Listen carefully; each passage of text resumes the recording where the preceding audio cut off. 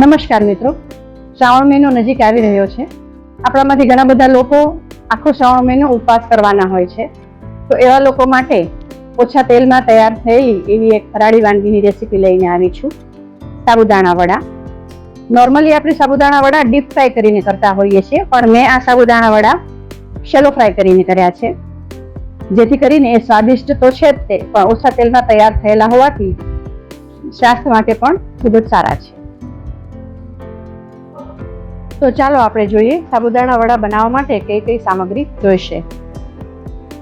સાબુદાણા જોશે, બટેટા, શિંગદાણા, કોથમરી, લીલા મરચાં, આદુ અને સાબુદાણા વડા બનાવવા માટેની મેં તૈયારી કરી લીધેલી છે. તેની અંદર સાબુદાણાને 4 કલાક પાણીમાં પલાળી અને પછી કોરા પાડી લીધેલા છે.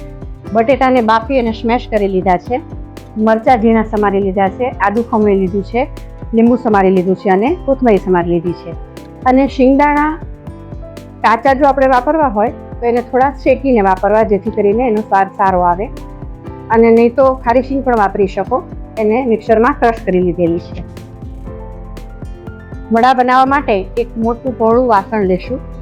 એની અંદર આપણે આ પલાળેલા સાબુદાણા, બાફેલા બટેટા, શીંગનો ભૂકો,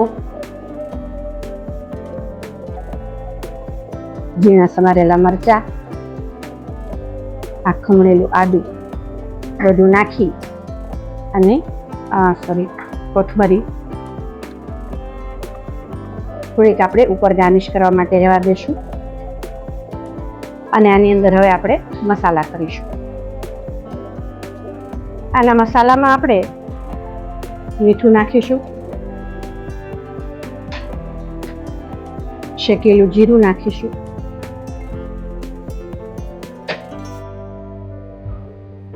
ખાંડ નાખીશું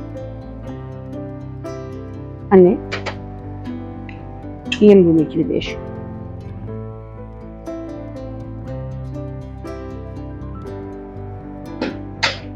ત્યારબાદ આને આપણે હાથેથી આ બધો જ મસાલો સરખો મિક્સ કરી લઈશું.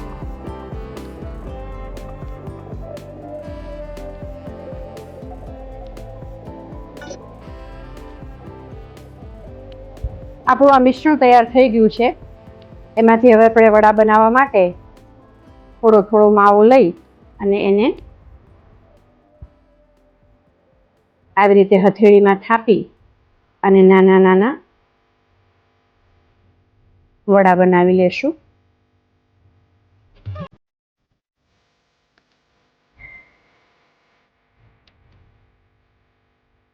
બને એટલા થોડા પતલા કરવાના, જેથી કરીને અંદર સુધી સરખા શેકાઈ જાય.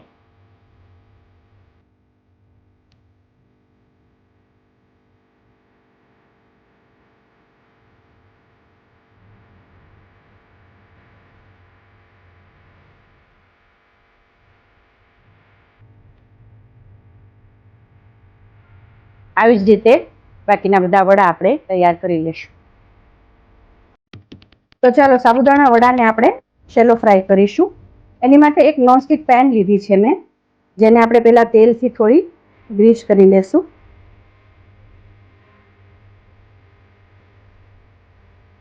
ત્યારબાદ એની ઉપર આપણે વડા શેકાવા મૂકી દઈશું. એકદમ ઓછા તેલમાં સરસ એવા વડા આ શેકાઈ જશે.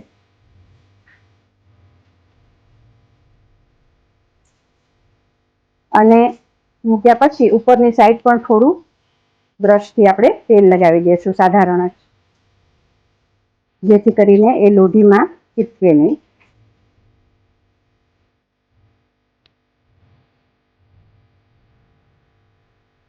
અને આને આપણે ધીમા તાપે 3 થી 4 મિનિટ શેકાવા દઈશું.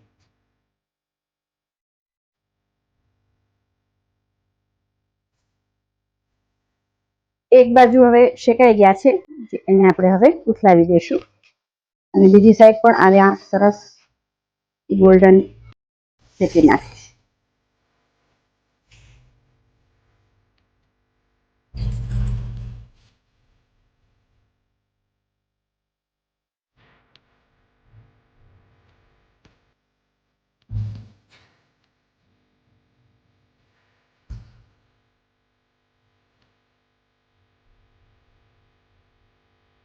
બીજી બાજુ પણ આપણે ધીમા તાપે 2 થી 3 મિનિટ શેકાવા દેશું. તમને આ વિડીયો કેવો લાગ્યો કમેન્ટ બોક્સમાં જરૂરથી જણાવશો. આ વિડીયોને શેર, લાઇક અને સબસ્ક્રાઇબ જરૂરથી કરજો. અને આવા જ બીજા વિડીયો જોવા માટે જોતા રહો મધર્સ કિચનની યુટ્યુબ ચેનલ. સ્વસ્થ રહો, ખુશ રહો.